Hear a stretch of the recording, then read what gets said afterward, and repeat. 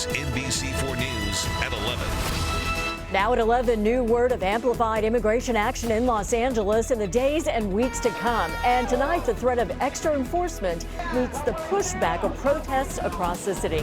Hello, and thank you for joining us tonight. I'm Kathy Barra. And I'm Jonathan Gonzalez. We are hearing of an expanded effort from federal law enforcement, from ICE, and even the DEA and FBI focusing on immigration in Los Angeles over the next few weeks. Tonight, our Tracy Leong is live downtown with more on the deportation fears and what we're seeing in response. Tracy.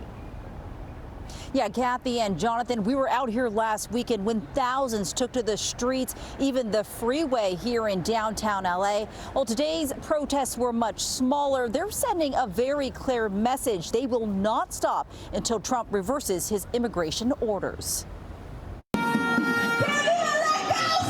Demonstrators walked from LA's City Hall to Boyle Heights, calling for an end to President Donald Trump's mass deportations and showing strong support for the immigrant community. I'm scared for my families to get deported to Mexico.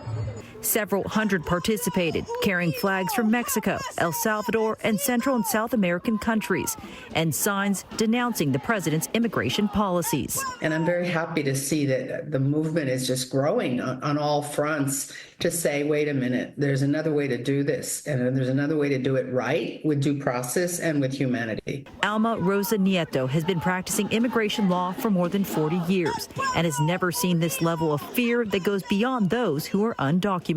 People are afraid to take the bus. People are afraid to send their children to school. People are afraid to take their sick family to the hospital or to a doctor. While Nieto understands many people are scared, she wants them to know they have rights and protections here in the U.S., regardless of their status. One of the huge protections they have is the right to remain silent. And if they're detained, they have a right to say, I want to speak to my attorney, and I also want to see an immigration judge, so that a judge, not a police officer or an ICE agent, decides if I stay or if I leave. Protesters also stood outside the Trump International Golf Club in West Palm Beach, Florida, earlier today. Sources told NBC News that Trump is angry that deportation numbers are not higher, and he has expressed frustration that the arrests and deportations during his first weeks of his administration are relatively low. ICE agents were told to have a daily quota of more than 1,200 to 1,400 a day, but recent data from last weekend shows there were only about 300. Nieto also recommends that for anyone who's undocumented or may know someone who is, to have a strategy or plan in place, and recommends contacting an immigration lawyer. For more on the latest on immigration policies, you can always visit our website, NBCLA.com. Reporting live in downtown LA, Tracy Leong, back to you in the studio. Tracy, thank you. And clearly there is a need for answers when it comes to immigration in Southern California. NBC4 and Telemundo 52 hosted a phone bank yesterday to provide information and resources.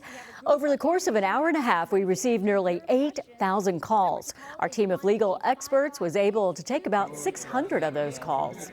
And new at 11, the Department of Government Efficiency has shut down the LGBTQI+ community resources page and removed it from the Department of Human Services website.